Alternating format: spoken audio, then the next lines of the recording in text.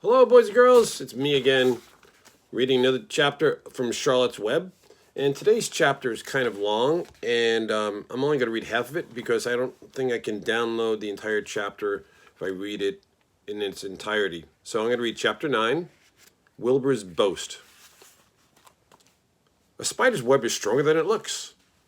Although it is made of thin, delicate strands, the web is not easily broken. However, a web gets torn every day by the insects that kick around inside of it, and a spider must rebuild it when it gets full of holes. Charlotte liked to do her weaving during the late afternoons, and Fern liked to sit nearby and watch. One afternoon, she heard a most interesting conversation and witnessed a strange event. "You have awful hairy legs," Charlotte said, Wilbur, as the spider busily worked at her task. "My legs are hairy for good reason," replied Charlotte. "Furthermore, each leg of mine has 7 sections: the coxa, the trochanter, the femur, the patella, the tibia, the metatarsus, and the tarsus."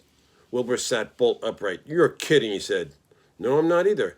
Say those names again. I didn't catch them the first time." "The coxa, the trochanter, the femur, the patella, the tibia, the metatarsus, and the tarsus." "Goodness," said Wilbur, looking down at his own chubby legs. "I don't think my legs have 7 sections." "Well," said Charlotte, "you and I lead different lives. You don't have to spin a web. That takes a real leg work." "If I could spin a web, I could spin a web if I tried," said Wilbur, boasting. "I just never tried." "Well, let's see you do it," said Charlotte. Fern chuckled softly, and her eyes grew wide and with love for the pig. "Okay," said Wilbur, "you coach me and I'll spin one. Must be a lot of fun to spin a web. How do I start?" "Take a deep breath," said Charlotte, smiling. Wilbur breathed deeply. "Now climb to the highest place you can get to, like this." And Charlotte raced up to the top of the doorway. Wilbur scrambled up to the top of his manure pile. "Very good," said Charlotte. "Now make an attachment with your spinners. Hurl yourself into space and let out a drag line as you go down." Wilbur hesitated a moment, then jumped out into the air.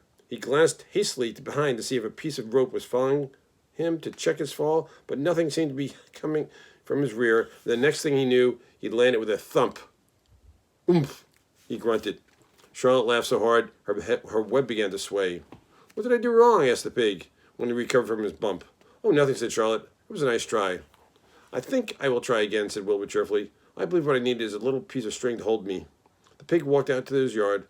"You there, Templeton," he called. The rat poked his head out from under the trough.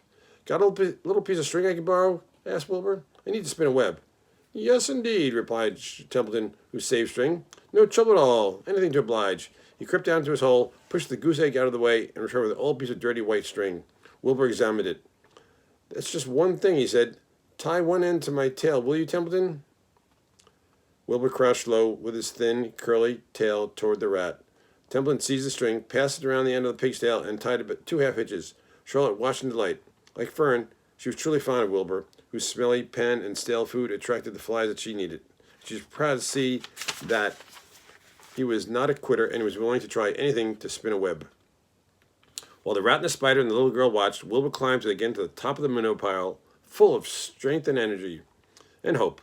"Everybody watch," he cried, and summoning all his strength, he threw himself into the air, head first.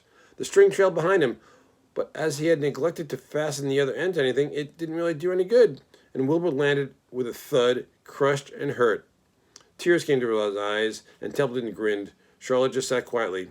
After a bit, she spoke. "You can't spin a web, Wilbur, and I advise you to put the idea out of your mind. You lack 2 things needed for spinning a web." "What are they?" asked Wilbur sadly. "You lack a set of spinnerets, and you lack..." Here's pictures. "And you lack know-how. But cheer up. You don't need a web. Zuckerman applies you with 3 big meals a day. Why should you worry about chopping food?" Wilbur sighed. "You're ever so much cleverer and brighter than I am, Charlotte. I guess I was just trying to show off. It serves me right."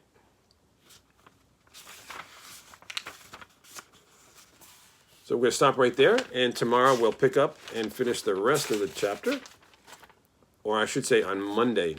So we'll leave it off there on page 60, and on Monday I'll finish the chapter. Have a good weekend, guys. See you later, and see you next week.